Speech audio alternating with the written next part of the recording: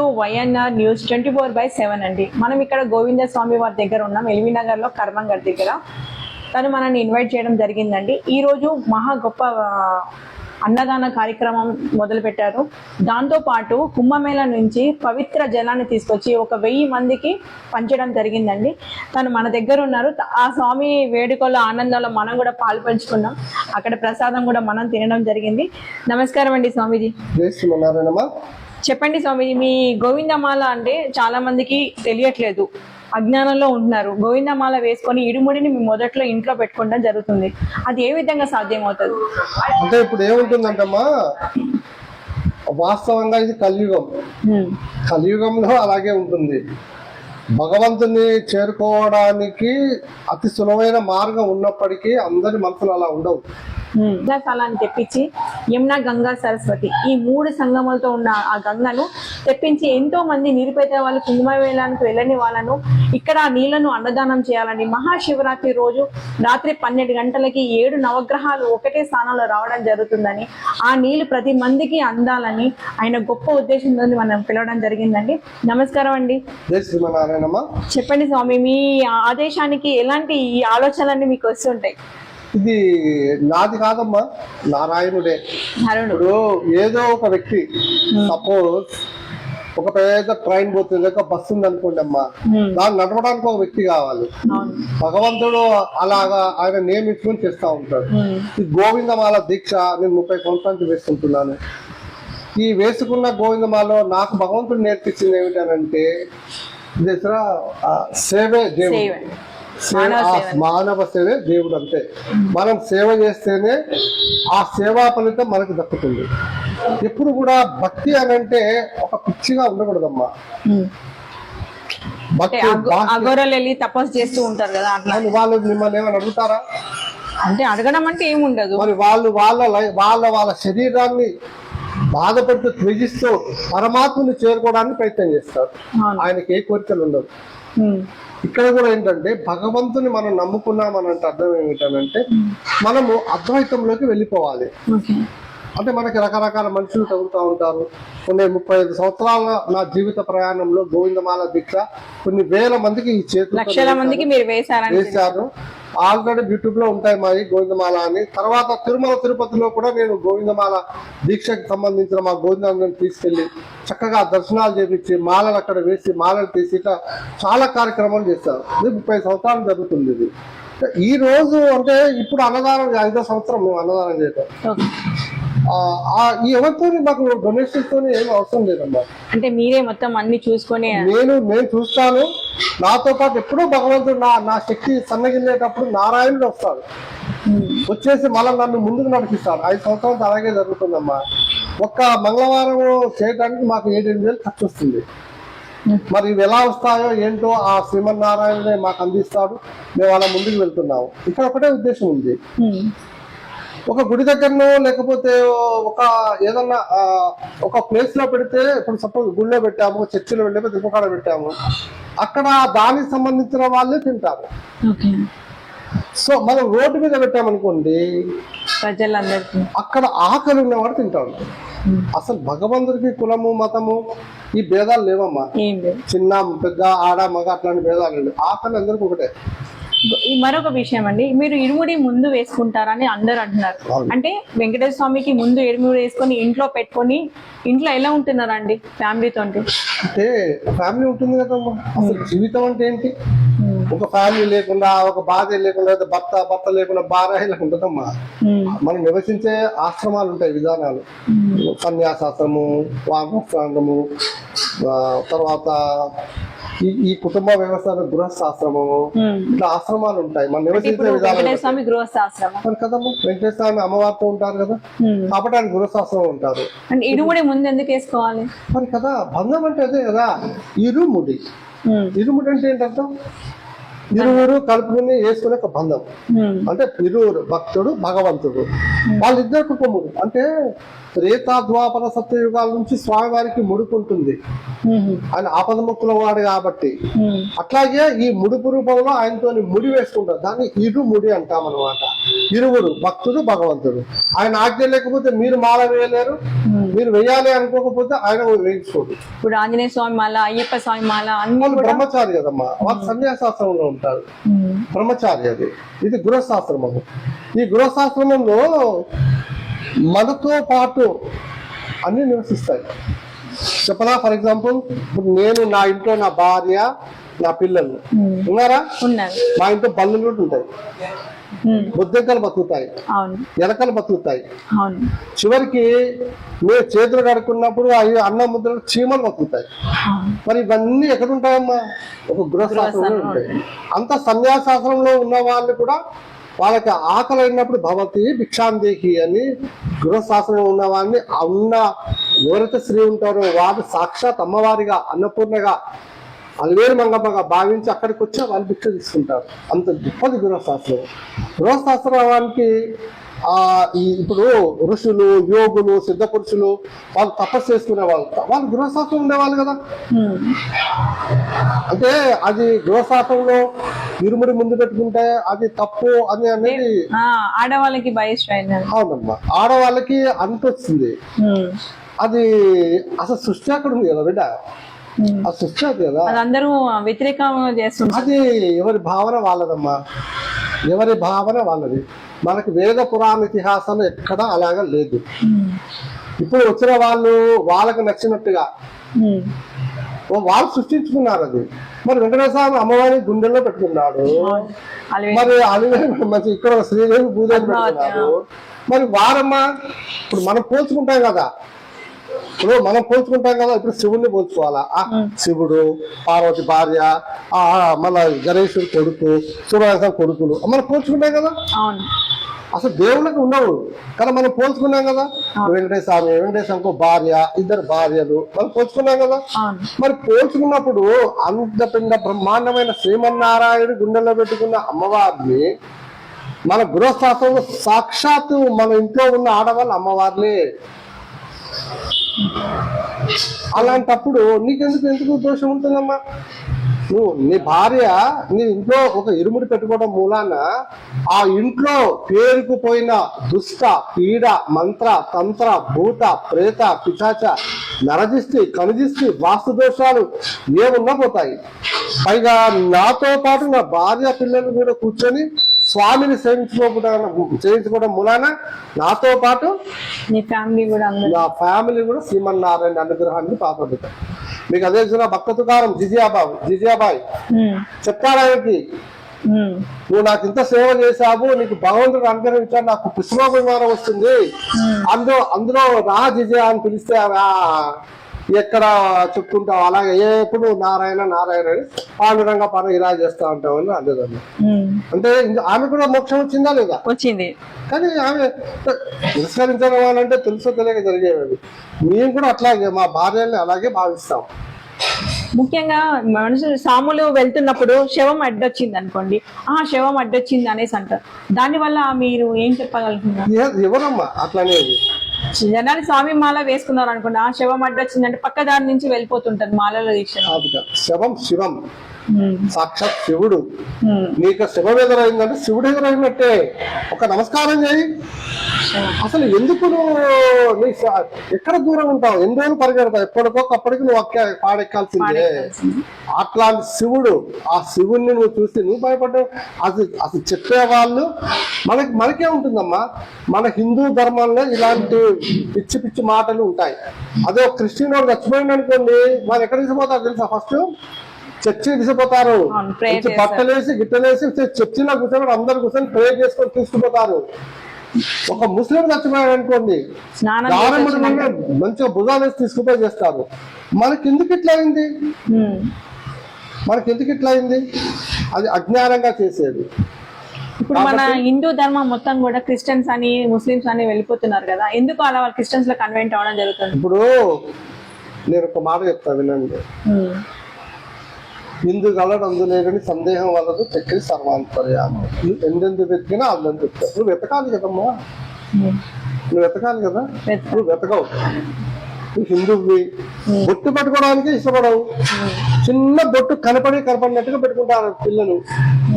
అసలు ఇక్కడ నీ ధర్మం, సనాతన ధర్మం నువ్వు ఎప్పుడు తెలుసుకున్నావు? తెలుసుకుంటే కదా అక్కడ ఏముంది ఇక్కడ ఏముందని, అక్కడ ఏముందమ్మా? అక్కడ ఏం లేదు, సైతాన్ అంటున్నారు. ఇక అది మనకు అవసరం లేదు. ఇప్పుడు పిచ్చి పలు రకాలు. అసలు నిజంగా వెంకటేశ్వర స్వామి హరిహరులు వేరు కాదమ్మా, అమ్మవారు వేరు కాదు. వాళ్ళని విడదీయొద్దు. వాళ్ళని అలా విడదీస్తే బ్రిటిష్ వాళ్ళు మనల్ని పాలించారమ్మా.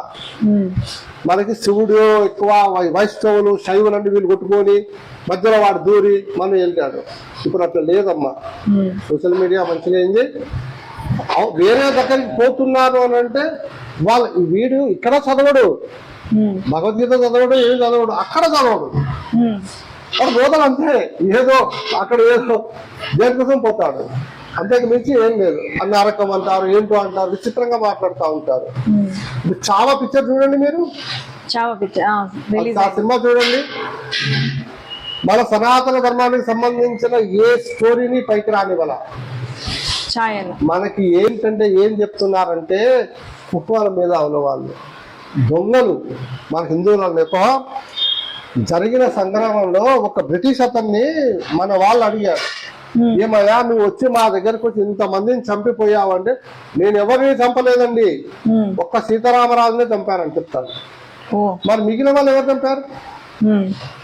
ఎవరు చంపారు? మన వాళ్ళే. హిందువులనే దొంగలు, నీచమైన వాళ్ళు. వాళ్ళలో చేరి వీళ్ళు చెప్పడం వల్ల వాళ్ళు చంపారు. అసలు హిందూ అంటే ఏంటమ్మా? మనలో మనమే ఒక మాట మీద నిలబడకుండా అయిపోతుంది కదా. ఇప్పటికైనా నేను చెప్పేది అదే. ఇప్పటికి మళ్ళా కులాలతో వస్తుంది, కులాలు వస్తున్నాయి, అవి వస్తున్నాయి, విభజించాలని చూస్తున్నారు. అసలు ఎట్లా? హిందూ అంటే హిందువే, నేను భారతీయుని, నేను హిందువుని. కులాల విభజన చేయకూడదు అంటారు. కులాల విభజన ఎందుకమ్మా? ఎందుకు చెప్పండి? నేను ఎవరు రిజర్వేషన్ ఇమ్మంటున్నారు? దేనికి రిజర్వేషన్ ఇస్తున్నావు? ఎవరు బాగా అయితే వాడికి ఏం ఉద్యోగాలు? కులం ప్రతిపాదన తీసుకొస్తున్నావు నువ్వు అంటే.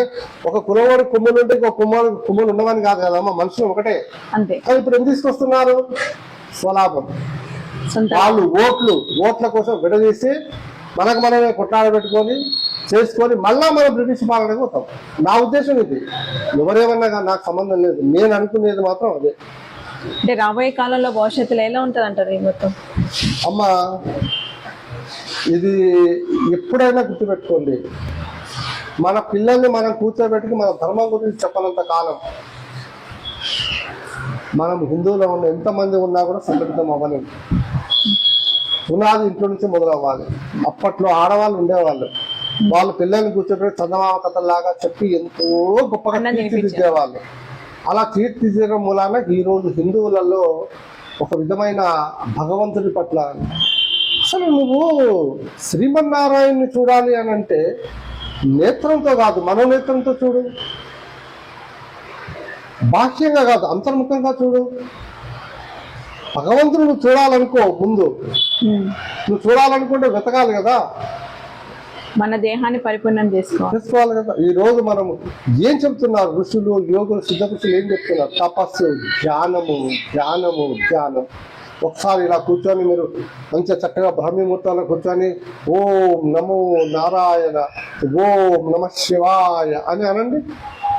ఒక్క వారం రోజులు చేయండి మీరు, మన హిందుత్వం యొక్క దమ్ము కనపడుతుంది. చెయ్యవు, జ్వరం తగ్గంగానే అదొకటి నేను ఒకటి చెప్తాను. మా దగ్గర ఒక అతనికి జ్వరం వచ్చింది, ఆమె లేడీ అనమాట. ఆమె జ్వరం వచ్చి బయట కూర్చుంటే అటు నుంచి ఒక పాస్టర్ పోతున్నాడు.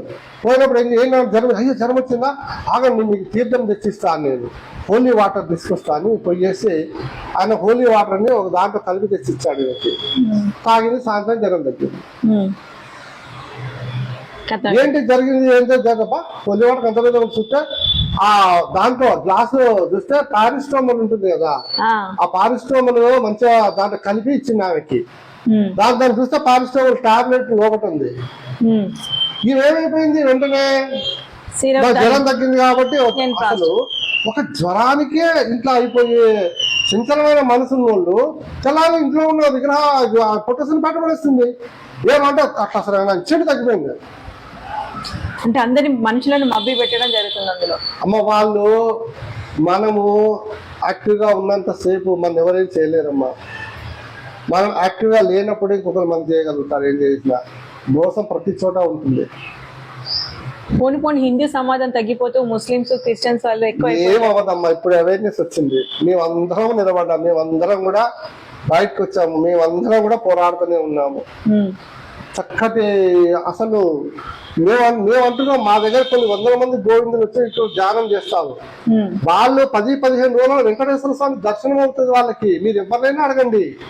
ఇప్పుడు మేము బయట మాట్లాడడం జరిగింది. అందరు కూడా మీ దగ్గర మాల వేసుకున్న వాళ్ళందరం మేము అన్ని కొన్ని మా బాధలన్నీ పోయినాయి, మేమందరం ఇప్పుడు హ్యాపీగా ఉన్నాం, మళ్ళీ ఎప్పుడు వెంకటేశ్వర స్వామి మాల వేసుకుంటామా అని ఎదురు చూస్తున్నాం అని చెప్పారు. అందరూ హ్యాపీగా ఉన్నారు. అదే కదా వెంకటేశ్వర స్వామి అంటే. మరి ఆ విధంగా అక్కడ దాకా రావాలి కదా. నువ్వే అక్కడ ఎవరో ఏదో చెప్పారని, పక్కింటోళ్ళు ఎదురింటోళ్ళు చెప్పారని అలా కాదమ్మా. హిందుత్వం చాలా గొప్పదమ్మా. ఎంతో మంది నాశనం చేయాలని ప్రయత్నం చేశారు. బాబర్ గీబర్ దాబర్ దీబర్ అందరూ ఏమీ అవలా. ఈరోజు బ్రిటిష్ ఏమవుతుంది తెలుసా? అప్పుడు బ్రిటిష్ పరిస్థితి ఏమని తెలుసా? అక్కడ ముస్లిం కమ్యూనిటీ పెరిగిపోయి అసలు బ్రిటిష్ పాపమమ్మా. వాళ్ళు ఎన్ని దేశాలని, మన దేశాన్ని ఎన్ని రోజులు పాలించి నరకం అయితే ఈ రోజు ఆ దేశానికి అంత గట్టిపట్టింది. కాబట్టి దేవుడు అన్ని చూస్తా ఉంటాడమ్మా, దేనికైనా టైం రావాలి. హిందుత్వాన్ని ఎవ్వరు పడేయలేరమ్మా, ఎప్పుడు పడేయలేరు. దాంట్లో మంచి వాళ్ళు ఉన్నారు, యోగులు, సిద్ధ పురుషులు, అఘోరాలు. మనకి ఎప్పుడైతే ఇందులో కుహ మేధావులు ఉంటారు, వాళ్ళు ఏం చేస్తారంటే అఘోరాన్ని రాగానే అఘోరాన్ని శివతత్వం చూడరు. ఆయన మాంసం తింటాడని, శవాన్ని తింటాడని, ఇదని అదని వాళ్ళు వస్త్రం కూడా ధరించకుండా నగ్నంగా ఉండడం జరుగుతుంది కదా. దాని నువ్వు అలాగ అనుకుంటున్నావు. ఇప్పుడు నువ్వు బట్టలు వేసుకుంటున్నావు కాబట్టి, నువ్వు నిజంగా కాబట్టి అది నీకు తప్పనిపిస్తుంది. అసలు దేనికమ్మా ఏ జంతువుకి బట్టలు ఉన్నాయి, ఏమున్నాయి? వాళ్ళు అసలు సర్వస్వంగా పరిత్యాగులు. వాళ్ళకి మోహం, కామ మోహ ఏమే ఉండవు. అలాంటప్పుడు వాళ్ళెందుకమ్మా, వాళ్ళెందుకు అది అవుతారు? వాళ్ళకి శివతత్వం, శివుల్లో ఐక్యం అట్లా ఉంటుంది. అది నువ్వు అనుకుంటే అవుతుంది. అంటే అందరూ నీకు నచ్చినట్టుగా బతకాలనుకుంటే అవుతుంది. వాళ్ళ తత్వం వాళ్ళది. అఘోర అనేవారు సాక్షాత్ శివుడు. మీరు నమ్మండి, ఒకసారి నేను శివుడి దగ్గరికి కాశీ పోతున్నప్పుడు ఒక అతను చెప్పాడు, గురువు నా దగ్గరికి వచ్చి, ఆ స్వామి అఘోరాలను చూడాలనుకుంటున్నా అంటే, అఘోరాలని కనపడరు కానీ ఒకటి చెప్తా వినరా, నువ్వు పూజ చేసేటప్పుడు ఊరికే ఓం నమ శివాయ, అయ్యా నాకు అఘోర దర్శనం ఇవ్వు అని అడుగు అని చెప్పాడు. నేను 15 రోజులు వెళ్ళాలి కాశీకి. 15 రోజులు కూడా నేను మా పిల్లలు అట్లాగే అడిగాము. మీరు నమ్మండి, ఘాట్లో తిరుగుతూ నేను ఇట్లా వచ్చి ఘాట్ పైకి ఇక్కడ బోటు దిగి ఘాట్లో అడుగు పెడతా ఇలా చూస్తే అండపిండ బ్రహ్మాండమైన ఒక వ్యక్తి, అంత అజానుబాహుడు, త్రిశూలం పట్టుకొని చిన్న గోషి పెట్టుకొని ఇట్లా నన్ను చూస్తే ఇట్లా ఇట్లా అన్నంటున్నాడు. నాకు చూస్తే అప్రయత్నంగా నేను 2 చేతులు ఇలా నమస్కారం చేశా. ఆయన ఆ త్రిశూలాన్ని పెట్టి ఇలా అన్నాడు. ఇప్పటికీ నాకు గుర్తుంది. ఇలా త్రిశూలం పెట్టి ఇలా అన్నాడు అనేసి అలా చూస్తూ అట్లా వెళ్ళిపోయాడు. ఇక్కడ హరిహరులు వేరు కాదమ్మా, శివతత్వము విష్ణుతత్వము అసలు వేరు కాదు. అసలు వాళ్ళు ఒకటే. మనమే వాళ్ళని విడదీస్తూ ఉంటాము మన భావనతో. హరిహరులు ఎప్పుడు వేరు కాదు. మేము శివుని పూజ చేస్తాము, విష్ణుని పూజ చేస్తాము. విష్ణువే మా దేవుడు. నేను గోవిందమాల గురుస్వామి విష్ణువే. కానీ అలాగని శివుని అది చేయము, లేకపోతే అమ్మవారిని తీసేది లేదు. ఒకప్పుడు ఇలా విభజించేవాళ్ళు, విభజించేసి వీళ్ళే కొట్లాట పెట్టేసి వాళ్ళు రాజ్యం వెళ్ళారు. కానీ ఇప్పుడు లేదమ్మా, అందరూ ఒకటే. చాలా బాగుంది హిందుత్వం. మీరు గోవిందమాల వేసుకొని పాదయాత్ర కూడా చేయడం జరిగిందా? అమ్మ పాదయాత్ర దేనికి చేయాలి అంటే మీరేమైనా చేశారా? దేనికి? పాదయాత్ర చేసుకుంటే వెళ్ళి వెంకటేశ్వర స్వామి మొక్కాలని అంటారు. అప్పట్లో ఏముండేదంటే అమ్మా, రవాణా సౌకర్యాలు ఉండేవి కావు. అవును, ఉండిపోవడం మూలన అడవులకి వెళ్ళి అక్కడికి వెళ్ళి పాదయాత్ర చేసుకుంటూ పోయి స్వామిని దర్శిస్తున్నారు. కాకపోతే కొంతమంది మొక్కుకుంటారు, అట్లా మొక్కుకున్న వాళ్ళు చేస్తారు. మేము ఇంతవరకు అలా ఏం చేయలేదమ్మా. మాకు లక్షల మందికి అయితే మాలలు వేయడం జరిగింది కదా. అవునమ్మా, మేము మాల వేసే వాళ్ళు కూడా అదే చెప్తాము. భక్తి పిచ్చిగా మారకూడదు, భక్తి లాగానే ఉండాలా. నువ్వు వెతుకు, నారాయణుడు దొరుకుతాడు అంతే. అంతేగాని నువ్వు బాహ్యంగా వేసుకొని 3 నామాలు పెట్టి ఇలా పెట్టుకొని అలా పెట్టుకొని గడ్డాలు పెంచుకొని నేను ఆడ కూర్చొని పెద్దని ఏముండదమ్మా. చూసారు కదండి స్వామివారి మాటల్లో మన విన్నపం. మరిన్ని విషయాలు మరొకసారి స్వామివారితో మాట్లాడి మరి కొత్త విషయాలు తెలుసుకుందాం. నమస్కారం అండి.